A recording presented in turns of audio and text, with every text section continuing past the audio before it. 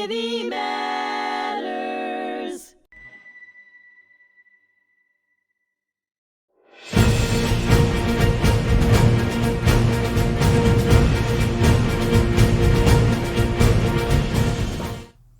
Hello, and thank you for joining me today. I'm your host, Richard Acritelli, and on today's episode of The Fog and War and Humanity on HMTV, my special guest is Mr. Frank Tepedino, a former firefighter at Ground Zero on 9/11/01, a Major League Baseball player, and a top prospect from Brooklyn, New York.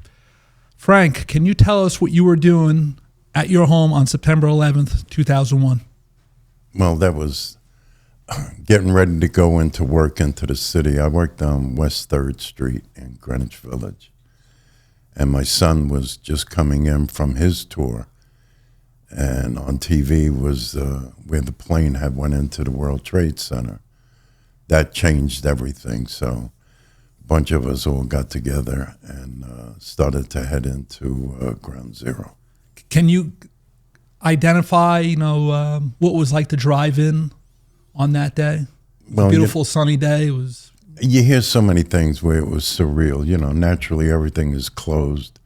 They're not letting anyone into the city unless you had ID, and you basically had to explain where you work, what you were doing, and you had to get to your firehouse at that time. Where was your firehouse located? In Greenwich Village. Greenwich Village. Yeah. And how far was that from the main devastation of Ground Zero? With a fire truck with lights and sirens, 5 minutes. So normally a 10-minute ride. So very close then. Yeah. How many days or months were you guys stationed down there for working? We were probably there about 2 months, but we were basically, because I had worked for the New York City Fire Patrol. We did salvage work for the city, And what it was is that we were there basically for a cleanup, The fire department, police department, EMS, and all the other units, they were in there for the recovery. Can you give a story on maybe some of your own responsibilities that you had done? Where you kind of knew that this was a huge and different type of operation that maybe you were used to? Well, at first you didn't. It's the first time that had ever happened. So everything was really on the cuff. I mean, when we got there, everything was really under control. They had specific areas for everyone to go to. Like I said, our main thing was really in not so much recovery. It was making sure that everyone else had the opportunity to get to places to try and save people. Yeah. And then eventually it just became a recovery operation. Now, I've known you since I was 2-3 years old, right? Going all the way back to Port Jefferson Station and Port Jefferson Sporting Goods. And I know the story that you have said to me where they gave you a broom to work in the street. Right. And what were you looking for there? Well, if we're not looking for anything. Really what you're trying to do is to clean up the area, clean up the street, because they were manhole covers. And what it was is then they had to open up the manhole covers to go underneath the World Trade Center to see if anyone was trapped that way. And did you realize at that point they had everything well planned out and they kind of knew what they were doing, what they were They knew for? what they were doing as soon as they stepped foot by the World Trade Center. Yeah.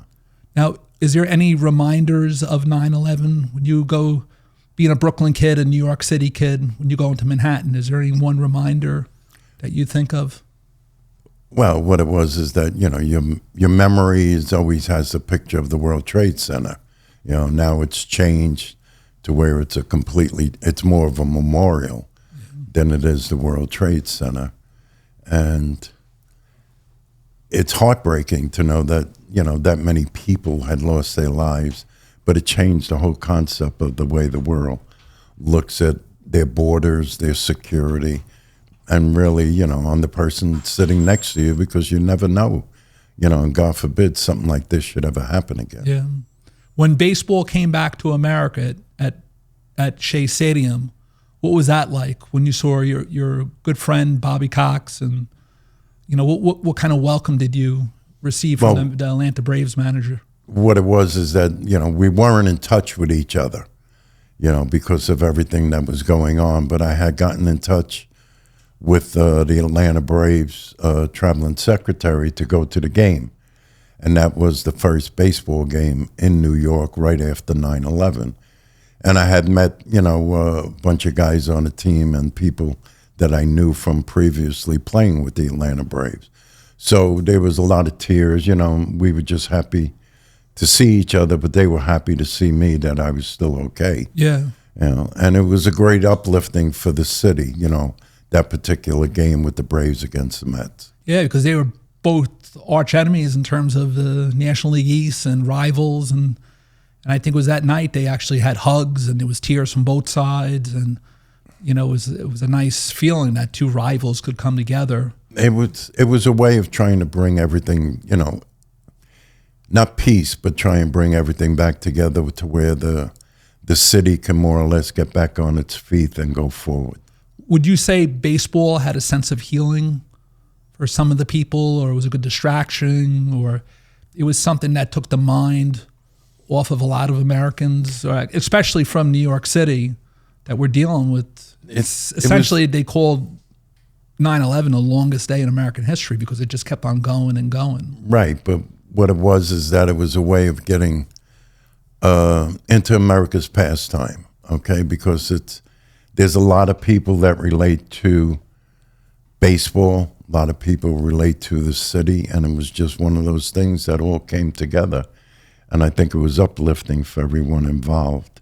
It was a way of not closing out what had happened, but it was a way of going forward. Now, being a former baseball player for the Yankees, can you walk us through what it was like to be called to throw out the first pitch against the Oakland A's in the divisional series that year in the playoffs, at Yankee Stadium? It was an honor, but it's an honor just to be recognized for, playing a sport that you grew up loving as a kid, but on such an occasion like that, to get back to the ballpark, to see players that I knew, and to see Joe Torre and a couple other fellas that when I was playing, they were still around. So it was a good feeling. It was a good feeling, right? Yeah. To be back in the stadium and where you played as a kid and as a young adult. And, it was probably an uplifting thing. And you played a number of old-timers days where they brought you back, and as a former ball player and as a firefighter. And, what was that like there, coming back years after that? After that, they invited me back for old timers game. But that's something that it's a personal thing. You get back on the field, you're in front of 50,000 people again. You have family and friends at the game, and even though it's, we were older, you still want to perform, because that was your livelihood at one time. And nobody likes to say that Father Time, creeped up on us, but we got older, and that's the way life is.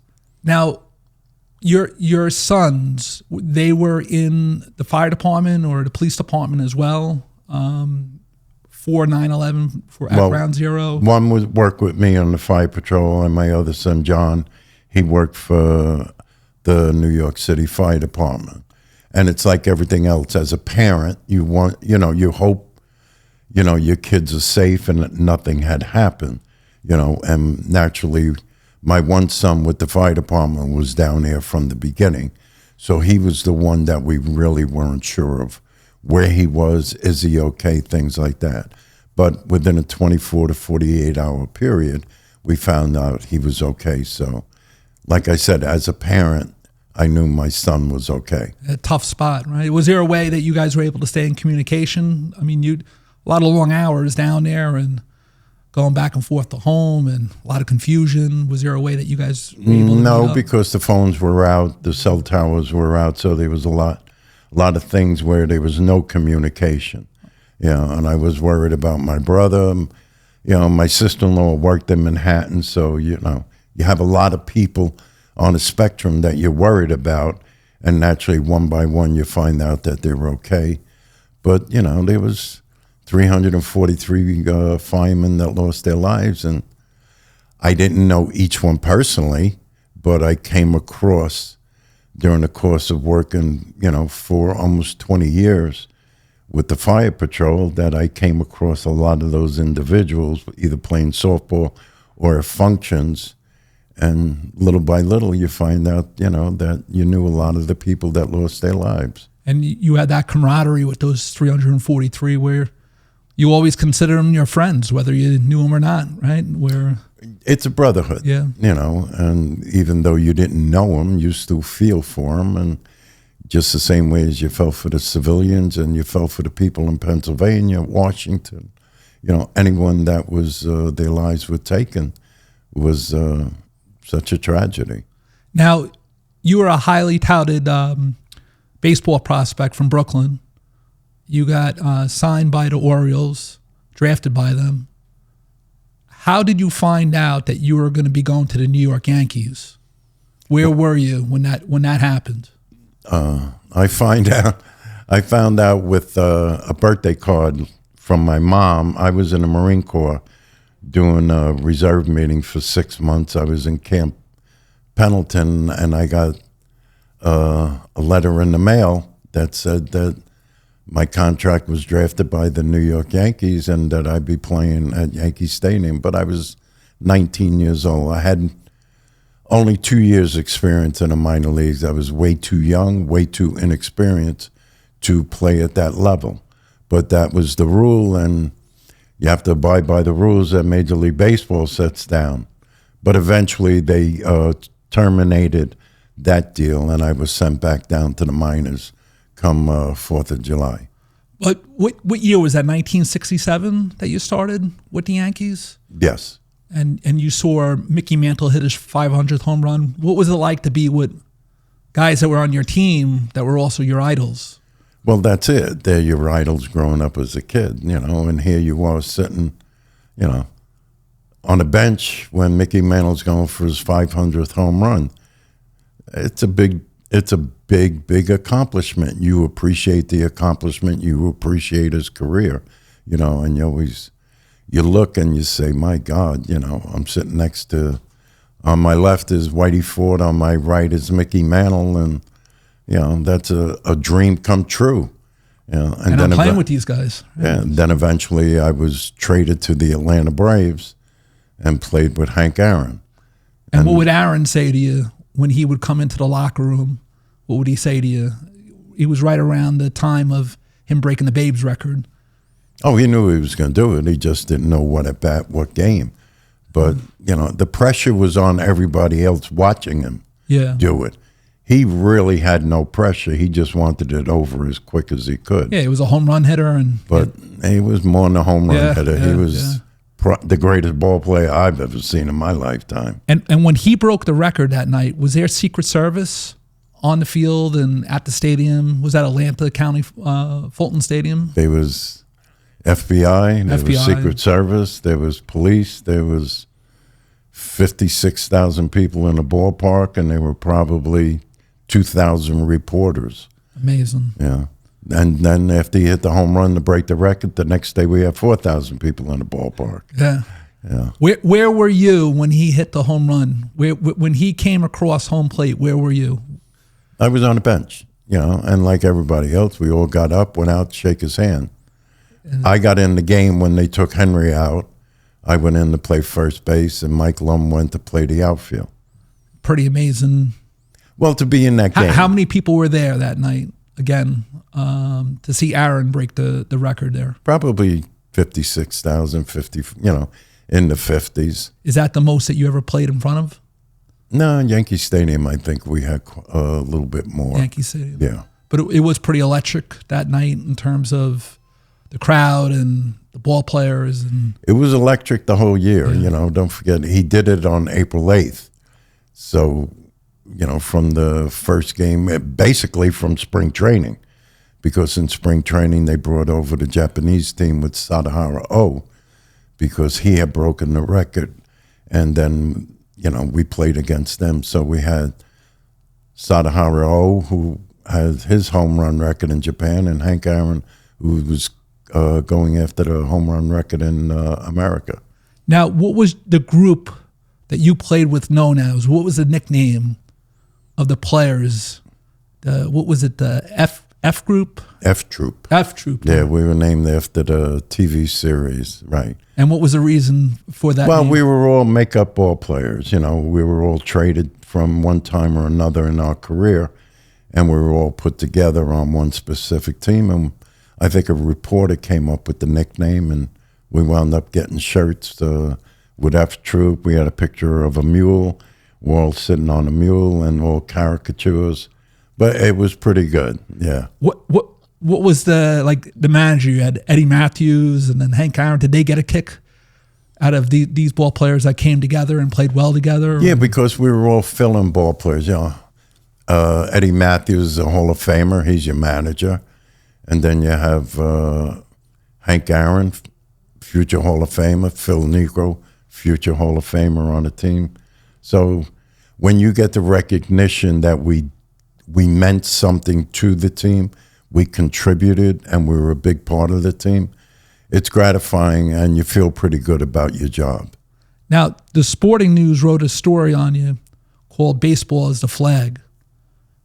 When you look at your experiences, what was it like to be tied to baseball, but also your second career as being a firefighter?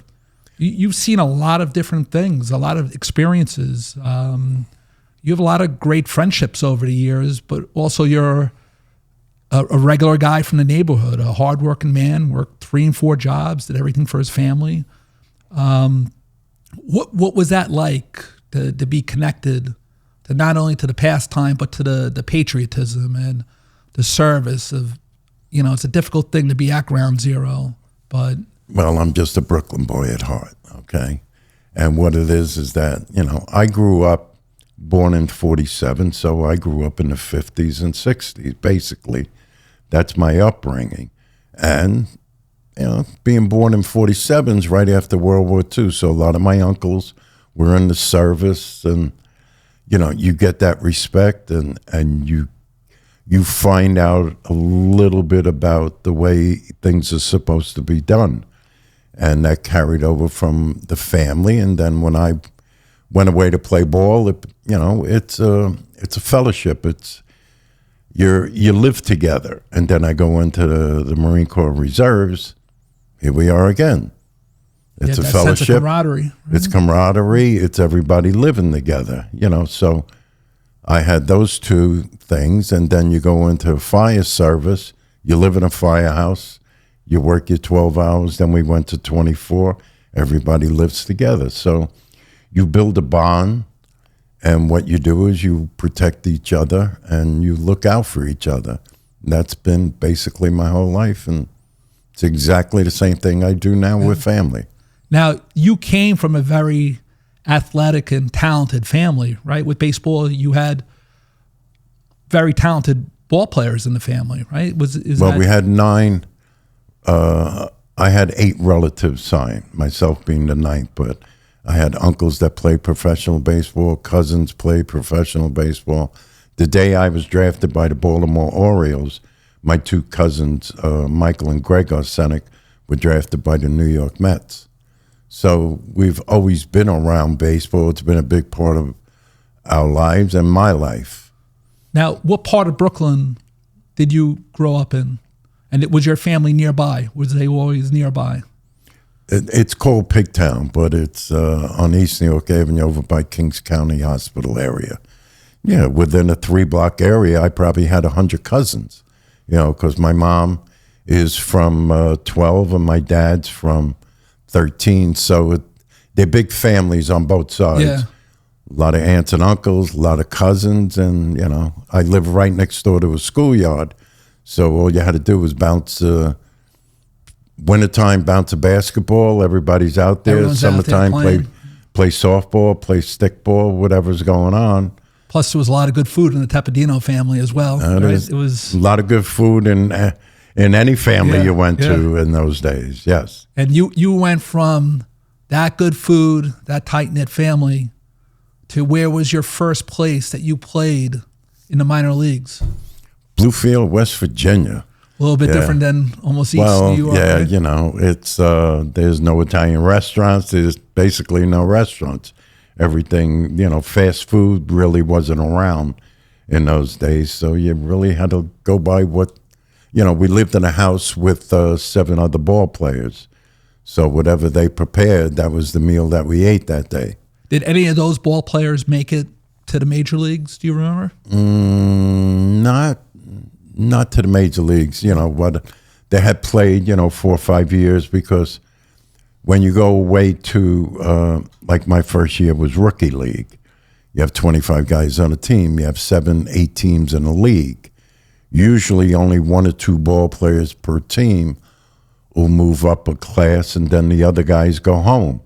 Naturally, the coming year, they signed 25 new guys to go to the rookie league. Now, were you there with Cal Ripken Sr. and Hank Bauer? Was that the same location, or did that come later? No, that was later. That was during Instruction League in Florida. And baseball is a lot different. There was no LOLs, no internet. There was no nothing in terms of scouting, really, right? So you had to really trust your own skills and with some of the older players. You had old bird dog scouts in the area that you grew up in, because every ball player is going to get looked at, no matter where he lives, who he is.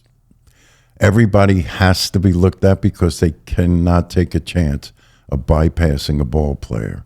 So every area in the United States has a bird dog scout. He answers to someone. He answers to someone. It's more or less like a chain of command. Yeah, and they're filtering that information. Now with baseball, it's international. Yeah. You know. Now, did you have any baseball coaches or players or managers that served in the military that was almost in a similar situation like you? You're a young guy, you're up and coming, you were in the Marine Corps, but did you have any ball players that, you know, you played with, or, you know, were your managers that were in military uniform at one time or another? Oh, yeah. Ralph Houck was a Ranger, you know, and Cal Ripken was also in the military, George Bamberger. But when I had finally made it to AAA in 1969, so there's 25 guys on a team, 15 of us were in the reserves. We're in the reserves. You know, there were games that they only had 9, 10 players. And to put 9 guys on the field, they had to use a pitcher to play right field. And you were around Yogi Berra, and he was at Normandy in the invasion of southern France. And, you know, I think he came in off the street in his naval uniform. And he was as almost green as could be. But those are things that you, more or less, they take hold later on in life. When you're 19 years old and you're around those guys, you're not thinking of their military experience. Yeah, yeah. But as time goes on and you get older, and, you know, naturally someone will go in the Hall of Fame or the passing, and then you'll hear of them being in the service, things like that. And you respect it, understand it more. But at that time, we were all playing baseball. We're not looking into each other's lives. Yeah, yeah. We're looking into each other's ability. And you look at the next person in line that's behind you, that's in line to take your job. Yeah. So, you know, you don't really look into anything like that. Yeah, it's that sense of competition always, right? That right. You're always replaceable, and there's always someone that's bigger and stronger and hit a little bit more and that sort of thing. Well, Frank, I'd like to thank you for coming here for HMTV today. If you look at Frank Tepedino over his life and his career, he's an absolute gentleman. He's just an amazing, amazing individual, and I've been blessed to have known him for a good portion of my life. And thank you very much, Frankie, for coming in. Okay. And it's just a true honor to speak with you today and to get a little sense of American history, you know, September 11th, your own time in service, and your ability to play baseball, which is just an amazing feat itself. That's a God-given talent. But I'd like to thank HMTV for inviting me here today. Okay, and God bless America.